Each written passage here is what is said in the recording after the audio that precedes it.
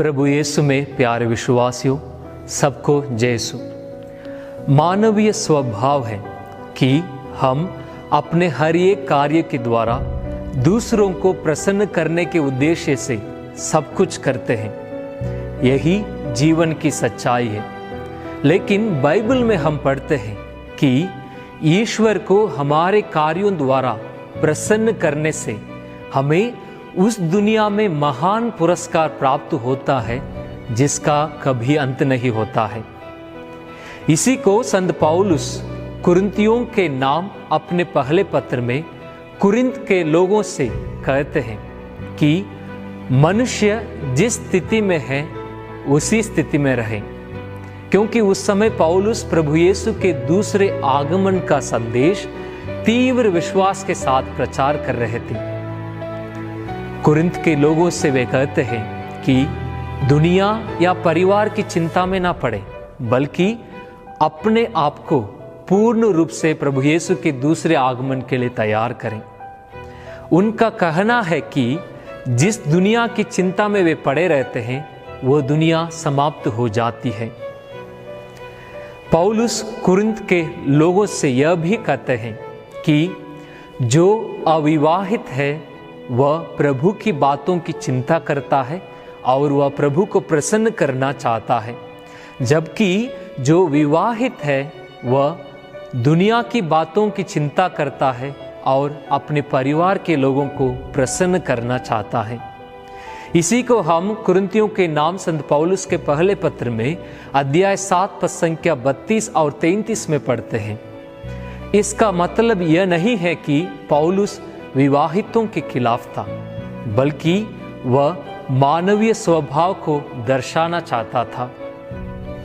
इसी बात को प्रभु यीशु लूकस के अनुसार पवित्र सुसमाचार अध्याय 6 में अनोखे तरीके से बताते हैं कि जो दरिद्र, भूखे और यीशु के नाम पर अपमानित हैं वे अपना पुरस्कार स्वर्ग में पाते हैं, क्योंकि उनके कार्यों का उद्देश्य ईश्वर को प्रसन्न करने का है, ना कि लोगों को।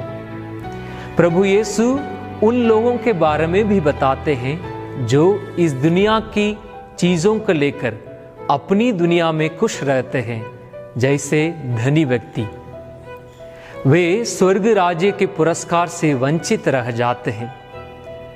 हम रोमियों के नाम संत पौलुस का पत्र अध्याय 8 और पद संख्या 8 में पढ़ते हैं कि जो शरीर की वासनाओं से संचालित हैं उन पर ईश्वर प्रसन्न नहीं होता है। इसीलिए जब हम अपने कार्यों द्वारा ईश्वर को प्रसन्न करते हैं तो हम स्वर्ग राज्य के महान पुरस्कार का अधिकारी बन जाते हैं। लेकिन व्यवहारिक जीवन में हम कई बार यह प्रश्न करने लगते हैं कि हमें क्यों उस पुरस्कार के लिए अपने आप को तैयार करना है जो इस दुनिया का नहीं है।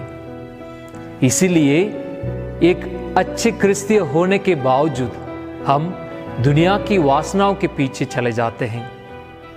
इस संबंध में प्रभु यीशु योहन रचित सुसमाचार अध्याय 20 पद संख्या 29 में स्पष्ट करते हुए कहते हैं कि धन्य है वे जो बिना देखे ही विश्वास करते हैं, क्योंकि हम जानते हैं विश्वास उन बातों की स्थिर प्रतीक्षा है जिनकी हम आशा करते हैं और उन वस्तुओं के अस्तित्व के विषय में दृढ़ धारणा है जिन्हें हम नहीं देखते हैं। इसको हम इब्रानियों के नाम पत्र अध्याय 11 पद संख्या 1 में पढ़ते हैं। फिर भी आप लोग मुझसे यह प्रश्न कर सकते हैं कि जब तक हम इस दुनिया में रहते हैं हम इस दुनिया की चीजों की चिंता क्यों ना करें।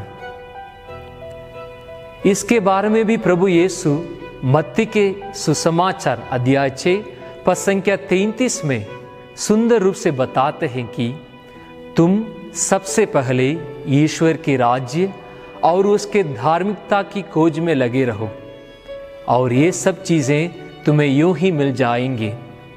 स्वर्ग राज्य की खोज करने वाले प्रभु ईश्वर को प्रसन्न करता है और ईश्वर उन पर प्रसन्न होकर उनकी ज़रूरतों को पूरा करता है।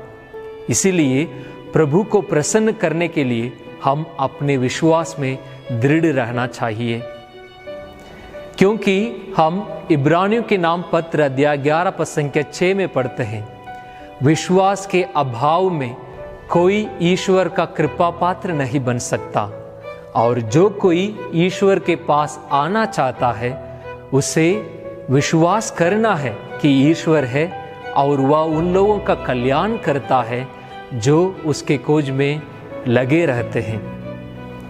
तो प्रिय भाइयों और बहनों, ईश्वर को हमारे कार्यों द्वारा प्रसन्न करने के लिए प्रयत्न करें। जैसे संत इग्नासियस का सिद्धांत था कि ad maiorem Dei gloriam, for the greater glory of God, वैसे ही हम भी अपने जीवन में हर कार्य ईश्वर की महिमा के लिए करें, ताकि अच्छे क्रिस्तीय बनकर हमारे पुरस्कार स्वर्ग में प्राप्त कर सकें। आमीन।